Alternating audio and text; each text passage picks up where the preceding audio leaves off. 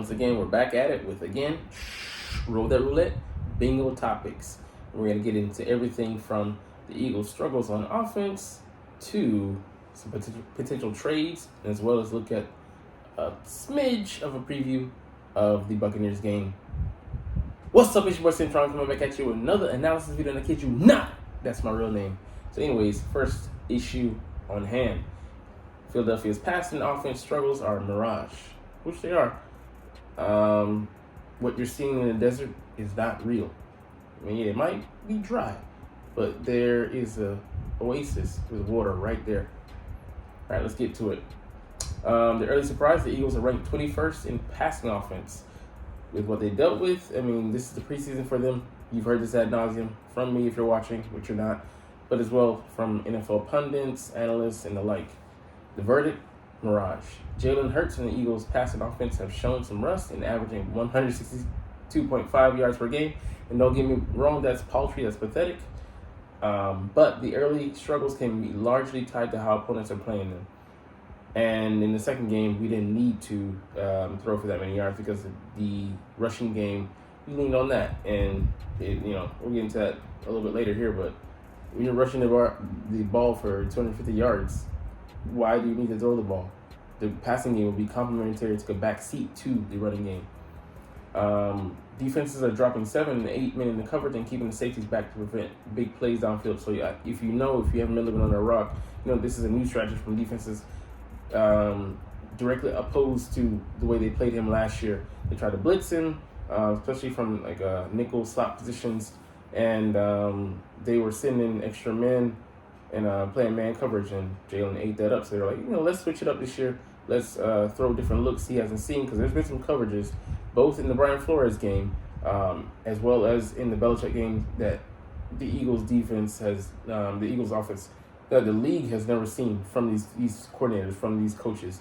So they're pulling on all the stops, holding nothing back to try and curtail this passing game, trying not to let it get off with a hitch. So it's new, and with anything new, there's gonna be time for adjustments. There's gonna be some shock, some surprise, but we're gonna dial in, level in, let things level out, and just deal with it accordingly. And it's having 11 games to prep. 11 games. Made the same mistake that Barrett did. 11 days to prep in advance for this team. We've been able to see what they did on their second outing. They are also 2-0, but we can also game plan before, as well as their tendencies before and things of that nature. So we're gonna get it going. We're gonna get it working, and hopefully get back to closer to what we saw being the amorphous offense. They can just adjust, roll with any punches that defense is trying to throw at us. Oh, you want to go man? Out, single up outside. You want to be overly aggressive? Punish you with draws and blitzes, and blitz beaters, screens. So whatever you do, I'll just counter that, and that's how we should be, trying to be a counter puncher, but also setting the tone, executing our staples and things that are key to our offensive operation, and not losing identity, but at the same time being able to roll and adapt with the changes that defenses are rolling out. So if Philadelphia continues to run the ball effectively, more than 250 yards in week 2, like I just said, it'll force defenses to change their approach, which should open things up through the air. So the moment that they did in the second game and the Vikings game, they put man on Devontae Smith. Hurts saw that. He actually motioned to Devontae to make sure that he knew it, and bam, 63-yard touchdown. He's waltzing into the end zone with a defender trailing. So, those things will come. The explosive plays will come. It may not be in bunches early on, like, we had, just kind of like free reign, free control, because, league was caught off guard, pretty much surprised. And they said never again. They game plan for him. And hey, it is what it is, but we'll see in this game whether we continue to make strides or continue to be a little bit stuck. I just don't see that happening. This offense is going to get untracked at some point. All right, Eagles Notebook. Why Eagles aren't panicking about lackluster passing offense. So again, we're doubling down on that. Hurts through 2 games hasn't looked like the MVP runner-up version of himself from 2022. While he has completed 71.4% of his passes, well above his career mark of 62.3% coming into the season, he hasn't looked nearly as comfortable in the pocket, has made some decisions, and has taken too many sacks. And I get it. Like, for me, this is, just dumping the ball off, going where the open man is, even if it's for a minimal gain, and literally taking what the defense gives you. Bad decisions, just got to execute better. And, it comes from knowledge of awareness of self, what you're doing, what defense is trying to take away from you, and how you can beat them at their own game and exacerbate their flaws and errors. And he's not looking comfortable in the pocket. It's new how they're rushing him this year. Like I've said ad nauseum, they're doing more contained than just reckless, wanton, abandoned upfield rushing. So they want to make sure he's within a certain area. They can feel him out and contain him within that area, so that it creates a little bit of more of a fail-safe, where if he escapes, he's liable to get nicked by one of the guys on the edges of his left or right, D end or the D tackles, or the linebackers waiting in the gaps, most likely. But like Cintron said, you do have to give some credit to the defenses. Bill Belichick muddied the waters pretty successfully in the opener, and Brian Flores had a wacky game plan in week 2, either blitzing or dropping everyone on just about every play. So yeah, he sold out for that approach. He got burned. You pay for it, and you got to peek between the veils and make defenses pay for it every so often. We did a couple times with those two explosive plays to Devonta Smith. But if that's what the game plan calls for that week, that's what we're going to roll with. And the light boxes allowed us to run the ball down their throat, even when they knew it was coming. We had a 16-play drive, I believe. We had 13 runs, including 9 or maybe 10 in a row, which is just asinine. You know that it's coming. You can't stop it. You're defenseless. There's nothing more demoralizing to a defense than knowing that something is coming and knowing there's not a damn thing they can do about it. So as the Eagles ready to face the Todd Bowles defense in Tampa in week 3, Hurts can expect to see a ton of pressure in his face again. Yeah, they're going to bring the blitzes, bring the pressure, but as well as, dummy pressure, bring people into the A, B, and C gaps and then back them off. So have to anticipate, okay, this is going to be a 6-man drop or 7-man drop. It's going to be a zone with this configuration. Here's what we're going to predilect, and here's how we're going to want to beat the puzzle multiple ways, and also maybe call those audibles hot routes and things of that nature. But the hope for the Eagles has to be that talent wins out and things get easier as time goes on with a new offensive coordinator. It's got to at some point, because Brian Johnson made some good adjustments. I'm glad people highlighted that he hasn't done a crap job. He's new to the job, and as well as we're a new offense under his direction. There's just too much talent on offense to be held down forever. Like I'm saying, Hurts had a tremendous summer, and yeah, just the lack of game action in preseason. This is our preseason basically. The Eagles still have a great offensive line, that we leaned on, and their top 3 weapons, A.J. Brown, Devonta Smith, and Dallas Goedert, are still dangerous. This is why defenses are playing them so hard, and receivers haven't been open, but we've missed it. But hopefully we're going to start to click more on offense and be on the same page. All right, we're going to look at the injury report, as we're going to do every day building up towards the game. I believe there's one more day. I don't know if we practice on Sunday, but I think we don't. So Saturday, tomorrow, for me, Sunday, Saturday for you, but might be the last day where we get some practice notes. So, again, same as yesterday, we have a litany of guys on the list. Let's see some of the updates from yesterday.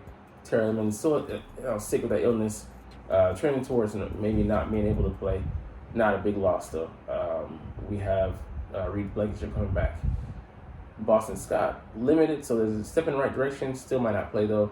Quez, I don't think he's going to play. Full participation for Reed Blankenship, James Bradbury, Fletcher Cox, as well as Kenneth Gainwell. So those guys are trending towards being able to play, not with no problem, but maybe there's a little discomfort. And in James' case, he should be mostly recovered. Zach Cunningham and Jordan Davis still limited, so but they're still practicing. Just hopefully they won't be too limited during the game. Devonta Smith as well is still limited. You don't want to push too hard, especially if it's that hammy. And I mean, thigh, of course, concerned about, but really this right here could pretty much have make him have a setback. Jack Stoll and Josh Sweat still limited, but they're participating, so I expect them to go as well. But maybe we could have him be on pitch counts, and a lot of these guys are. He's a backup, so he doesn't have to be front and center always, and rotation. He starts, but we have guys that we put in rotation, so we can lean on that. Now going to the Bucs side, we had some interesting things happen. So Kalijah Cansey, again, did not practice as well as this guy. Don't even know who he is. So maybe they're trending towards not playing. Carlton Davis, he did not play last week, but he's limited, so I would say he's trending towards playing, as well as Vita Vea. He's been upgraded. Ryan Neal has to full participant, so I see him trending in the right direction towards playing. These guys did not appear on the list yesterday. Starting right guard rookie Cody Mock, as well as Devin White. They both are limited, so could be a setback for the Bucs here. They need all the help they can get. They need to be more on a full deck than empty. But we'll get into them tomorrow with our preview. And this is an interesting name to pop up in the trade cycle. So, some people haven't been satisfied by our safety play after, not being like the rest of the Eagles fans, citizens, and, hitting a total panic button. I think we're going to be fine at safety. I'm more concerned about linebacker. I'd love for us to speaking of potential trade, for us to go after Patrick Queen or another lower star class linebacker. I don't know who that is, but I have to survey the landscape and to take a peek at some guys who could be candidates. But this guy here, man, he's such a versatile piece. We would have most likely drafted him if we didn't draft Jalen Hurts, but I'm glad we did the opposite because he's more of a franchise piece than this guy, just by position. Buda Baker, I don't think we're going to make that trade. Just, the salary cap. Cardinals, why would they assist us more in paying part of his salary just to send him over? But this guy, he can be a linebacker or a safety, and that would, give us so much versatility. In-house we have a candidate. He just isn't up to speed yet. If we could ever get something out of our guy out of Georgia, why does his name escape me right now? He went in, number 30, Georgia linebacker Nolan Smith. Is his name Nolan? Oh my goodness. You know who I'm talking about though. If we could ever get something out of him this year, I believe he could be our joker piece, moving around, similar to what I'm not saying at all he's like, because just different. Could be like Michael Parsons in our defense.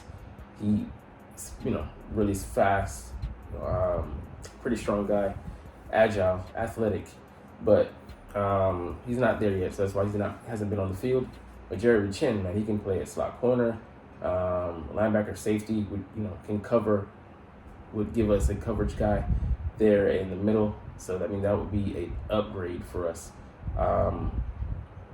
But yeah, if I would say he's a better, not fit, but he's a better profile guy to go after. Even though I think he would be a free agent after the season. But I'd love to see us bring him in and him be the chess piece that we we don't need, but it would provide such a boost for us on defense. Where we're lacking playmakers in the middle. We have guys that are adequate, but yeah.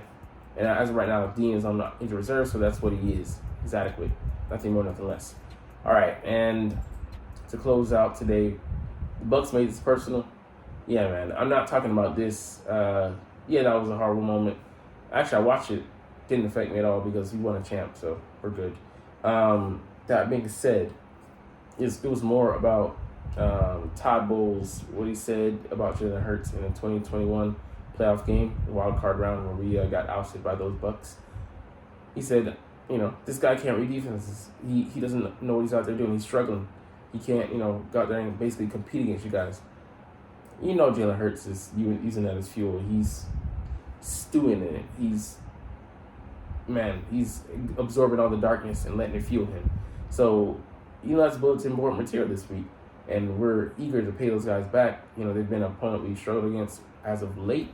Like I was saying, the history goes back here to 2003, when the last game in Vet Stadium, the old stadium before Lincoln Financial Field, went out with a bang, but on the wrong end, a loss. A lopsided loss for the Eagles against the Tampa Bay Buccaneers, who went on to win that year's Super Bowl. So a sore spot for some Eagles fans. Not for me, but, it is personal this week. We have to end the winning streak of these 2023 Bucs, put Baker Mayfield in his place, and stop them from dreaming, because they're overachieving. Anyways, it's good. Let's get up out of here. I'm excited, but you're not even watching though. But it's all good. As always, I love making these videos, love talking about the Eagles, but we're gonna get up out of here. As always, I repeat myself twice for some reason. It's fly, Eagles, fly, and let's motherfucking go. Like, comment, share, and subscribe. Thanks for watching. Check me out at Cintron, Cintron Anime, Cintron Life, or Cintron Laughs, or other social media.